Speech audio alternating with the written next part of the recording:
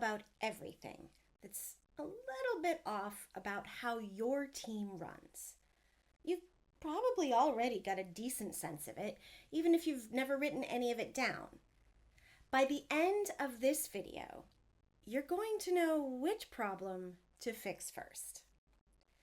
And here's the problem with a list like that. Everything on it feels roughly the same amount of annoying.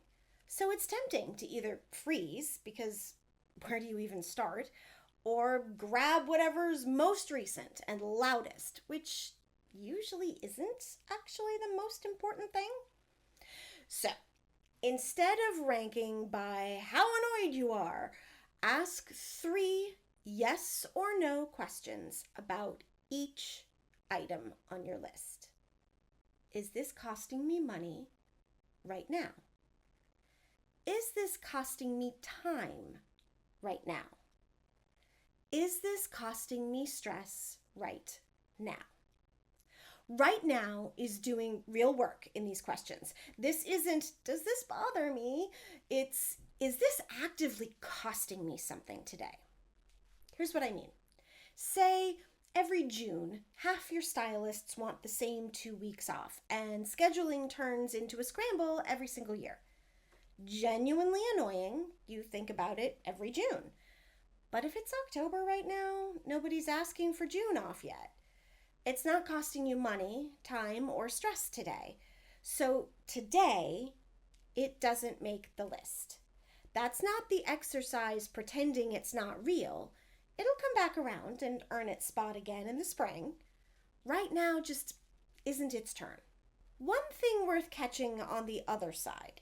If something's not costing you time or stress directly, but it's costing an employee, say your front desk person fielding the same confusion 5 times a week, that still counts. Someone on payroll spending their day on something that a good checklist could handle is money leaving the business, whether or not you're the one losing the hours. If you answer yes to even one of the 3 questions, that item stays in the running. If it's a genuine no across the board, not never, just not today. Set it aside. Everything left gets plotted on a simple grid. One side is impact. Is this a big deal or a small one? The other side is effort. Can you fix it quick, or is it a bigger lift? High impact and quick to fix, do that one first. High impact but a bigger lift, worth doing, just not necessarily today. Low impact and quick, fine to knock out if you've got a spare hour, but it's not urgent. Low impact and a bigger lift, leave it alone for now. Let me show you with a real example. Details changed, but the pattern is real. I ran this exact exercise with a salon client not long ago, and here's a piece of what was on her list. Every stylist was supposed to walk their client back to the front desk themselves and handle the rebooking right there, instead of sending them up and assuming the front desk would take care of it. That's the difference between, okay, I'm done with your hair, you're not my problem anymore, and a client actually feeling looked after for the whole visit. Some weeks that happened exactly the way it was supposed to, and other weeks it quietly stopped.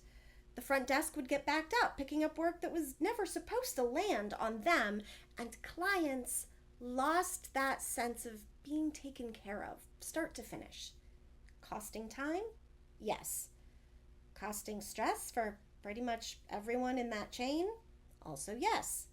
That one's in. Next, a few employees were fuzzy on who actually qualified for the friends and family discount, and it kept turning into an awkward conversation at checkout. Costing stress? Yes, that one's in too. Before I plot those, one honest caveat.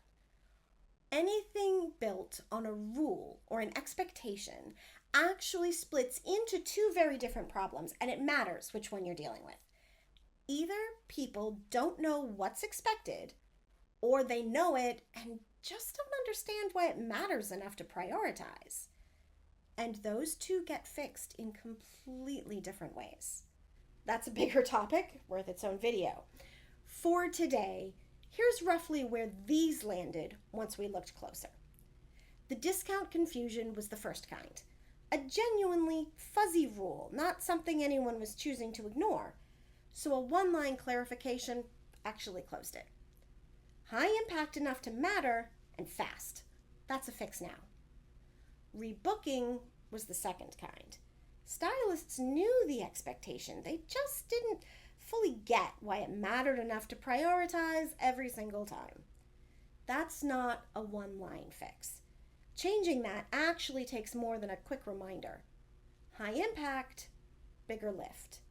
That's a plan for it. So the first issue she actually fixed wasn't the one that had been bothering her the loudest. It was the one sitting in fix now. Now do this with your own list. Pick 3 to 5 things you know are a problem. Run each one through the 3 questions, plot what's left on the grid, and see what lands in fix now. That's your starting point. Not the whole list, just the one thing worth building for first. Now there's a mistake almost everyone makes right after doing this exact sort, and it undoes most of the value of what you just did. If you want to hear more about that, watch this video next.